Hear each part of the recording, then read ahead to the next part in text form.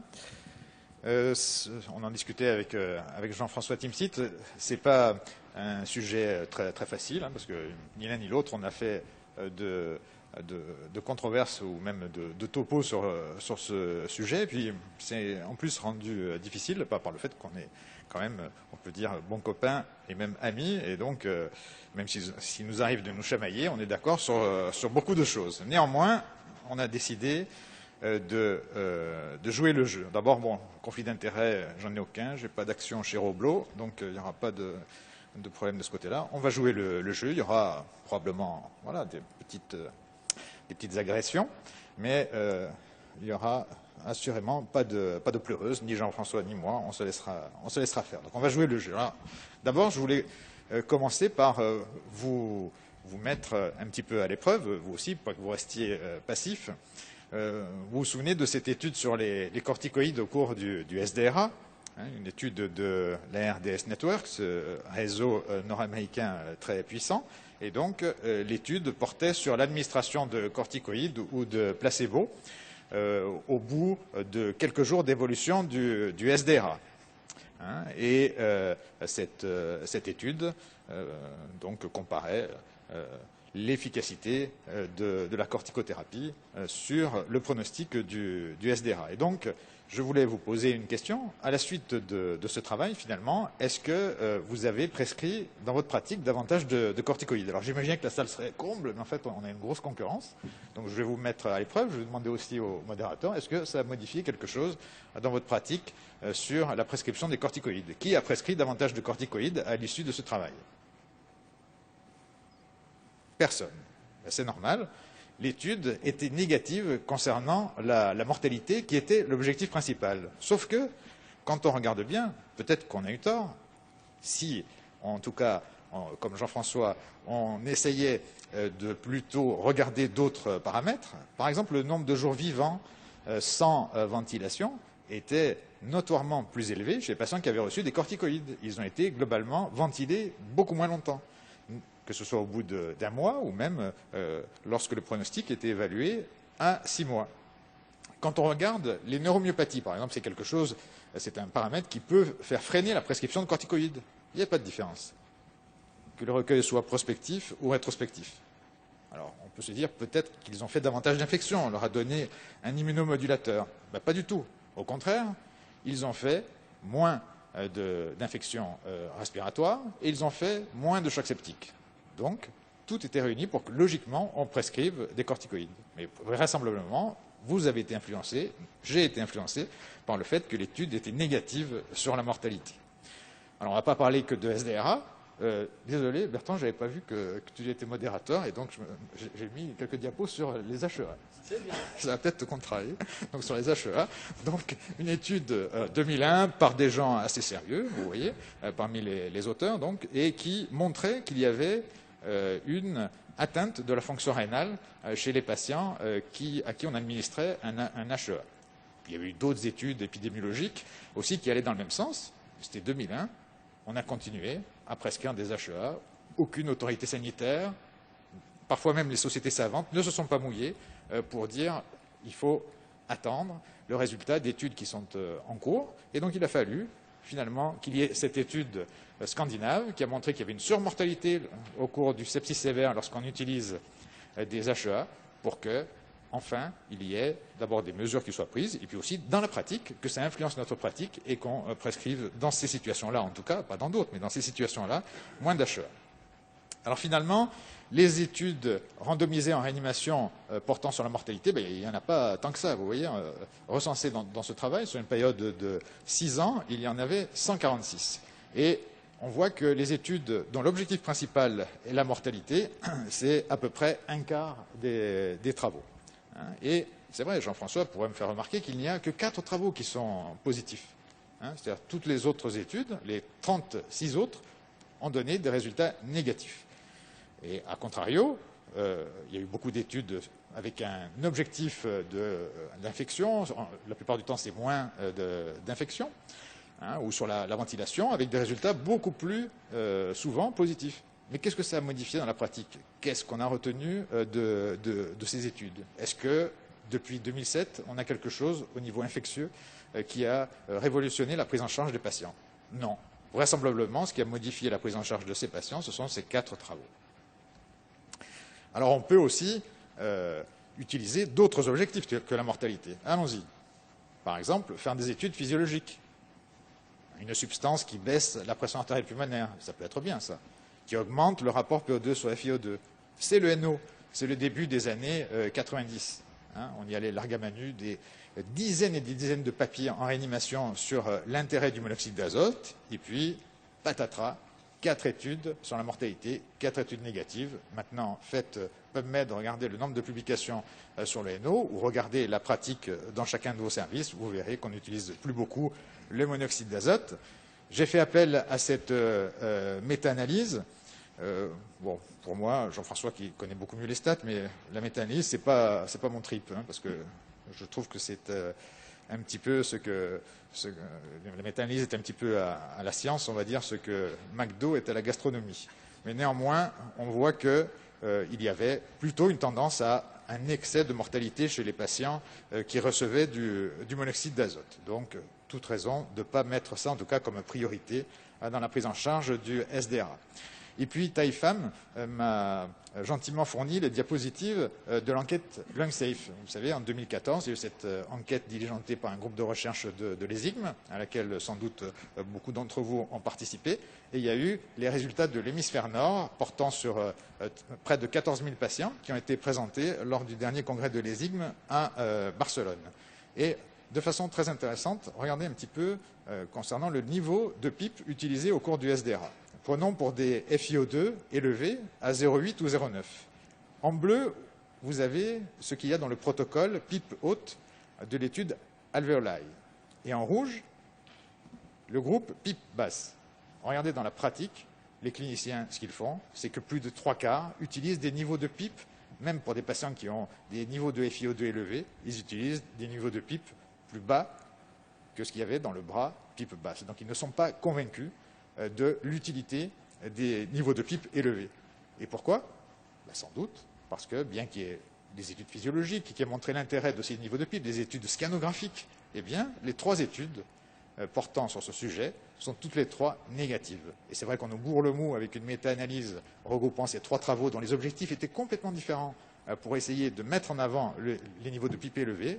La sagesse du clinicien, pour l'instant, le pousse à plutôt utiliser des niveaux de PIP restreint.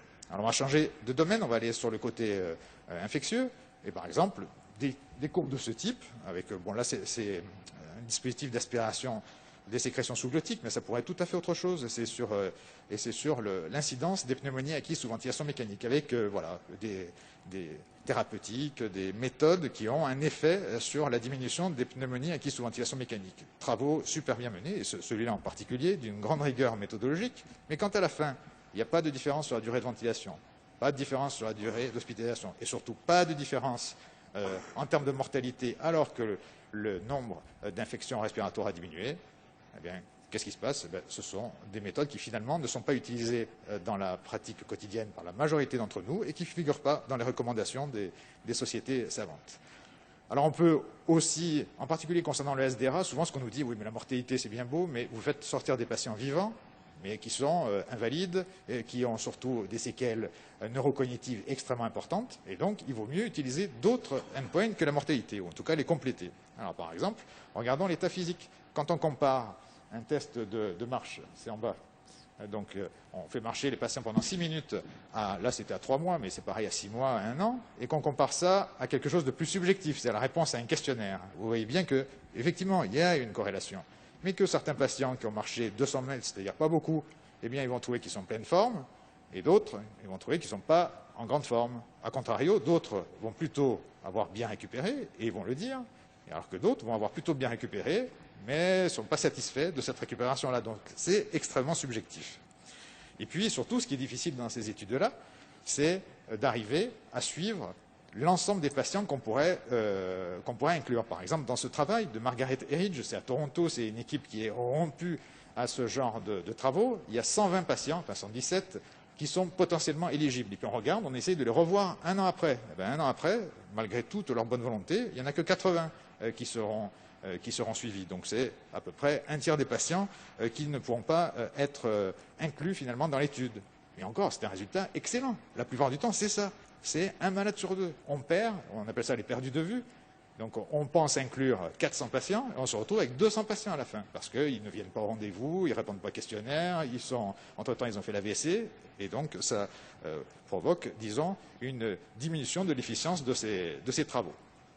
Et puis, quand on va plus loin et qu'on regarde finalement les recommandations en termes de ventilation mécanique, et donc c'est par exemple les recommandations de la Surviving Sepsis Campaign pour le côté respiratoire, et bien sur 6 mesures, il y en a 5 qui sont tirées d'études ayant porté sur la mortalité. Et encore, la 6e, je pense que ça doit être du lobbying, c'est sur la manœuvre de recrutement, parce que franchement, il y a peu de données dans la littérature en faveur de l'utilisation routinière de ces manœuvres.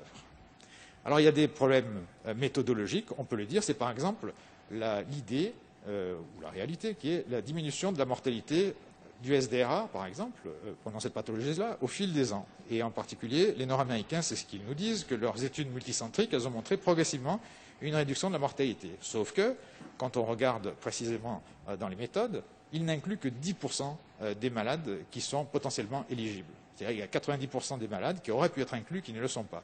Donc c'est une super sélection de patients et on arrive à des taux de mortalité de 20%. Ce qui est, enfin, chez nous par exemple, il y a du personnel de la réanimation, avec une mortalité, on a une mortalité de 25%, c'est-à-dire des malades qui ont un SDRA, ils mourraient moins que ceux qui meurent chez nous. Donc il y a quelque chose qui cloche quand même. Concernant la survie en réanimation, probablement qu'elle augmente. La mortalité est probablement en train de diminuer. Ça, c'est un gros collectif de nos collègues néo-zélandais et australiens. Mais quand on regarde les malades ventilés, tout venant, c'est encore 35% de mortalité. Quand on regarde le SDRA, alors je ne vous parle pas du petit truc, mais du vrai SDRA, moins de 100 de rapport PO2 sur FiO2. Dans cette étude, c'est 45%. Ça, c'était c'était sur une banque de données. Mais surtout, LungSafe, l'enquête dont je vous parlais tout à l'heure, près de 400 SDRA, le SDRA sévère, c'est 46% de mortalité. Donc encore une mortalité très élevée qui permet de penser que, en tout cas chez ces patients-là, on peut encore atteindre un objectif de réduction de la mortalité. Le problème, c'est qu'on a souvent tendance, dans nos travaux, à surestimer le bénéfice attendu d'une méthode. Tout simplement parce qu'on n'a pas le potentiel d'inclure 1600 patients, ou on n'a pas le budget, et donc on fait des études incluant 300, 400 malades, et qui n'arriveront pas à mettre en évidence la différence, d'autant plus que, très souvent, on surestime la mortalité du groupe contrôle, parce qu'on part de ce que je vous ai dit tout à l'heure, c'est-à-dire une population générale, et on ne retire pas tous les patients qu'en fait on n'inclura pas dans l'étude, parce qu'on met plein de critères de non-inclusion qui vont faire que la mortalité va finalement baisser. Donc les études sur la mortalité, si on veut continuer à en faire, il faut en faire, utiliser ce endpoint, mais à les calibrer de façon correcte, c'est-à-dire sans doute moins d'études, mais avec un peu plus d'effectifs. Et puis, et je ne vais pas tarder à terminer par là, il faut surtout qu'on reste modeste. Parce que bien qu'on fasse de belles études en réanimation, de belles études sur la mortalité ou sur d'autres paramètres, regardez dans la pratique. Ça, c'est l'étude LungSafe, 13 000 patients. Le DV au cours du SDRA est utilisé dans 14% des cas. Pourtant, là, il n'y a aucun problème. Ce n'est pas un résultat de mortalité ajusté. 14% seulement. Le niveau de PIP supérieur à 12 cm d'eau. 1 patient sur 5 dans les SDRA sévères. Et alors, le pire de tout, c'est la ventilation avec des volumes courants réduits. Moins d'un patient sur deux, enfin un patient sur deux a un volume courant inférieur à 7 millilitres par kilo. Un patient sur deux a au-delà de 7 millilitres par kilo. Alors qu'on entend de partout dans ce congrès, pas plus tard que ce matin, que maintenant, on sait depuis 15 ans ou 20 ans, il n'y a même pas besoin de l'étude de la RDS Network, qu'il y avait un bénéfice à utiliser un volume courant réduit. Donc tout cela doit nous rendre modestes. Je vous l'ai dit, avec Jean-François, on est très amis. On se chamaille, mais on fait beaucoup de choses ensemble. Bon, ça, c'est pas moi, mais c'est Google. C'est sans doute un cousin Papazian. Quand vous tapez Papazian, vous tombez sur ce bel âtre. Je me suis dit que finalement, c'était assez flatteur. Et je me suis servi de la photo. Et puis, je suis allé un peu plus loin. J'ai regardé notre production réciproque, et en particulier, le pourcentage de papier que nous avions chacun portant sur la mortalité. Et là, Jean-François, tu referas le kit 2 si tu veux, mais la différence est significative. tu publies beaucoup plus sur la mortalité que moi. Je me suis dit, ce type, il y a quelque chose qui cloche. Il est schizophrène. Alors j'ai essayé de comprendre.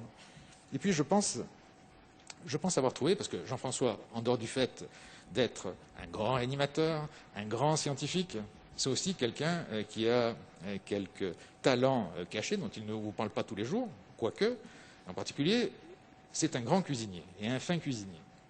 Et il a publié un magnifique livre sur la cuisine, et en fait, j'ai trouvé la solution là-dedans. En fait, Jean-François, c'est juste que tu ne voulais pas qu'on parle de mortalité, mais de survie. Et donc, je suis sûr que tu vas nous dire que ton facteur principal d'étude, c'est la survie des patients. Et donc, je vais te laisser exprimer sans doute ce point de vue, et je vous remercie pour votre attention.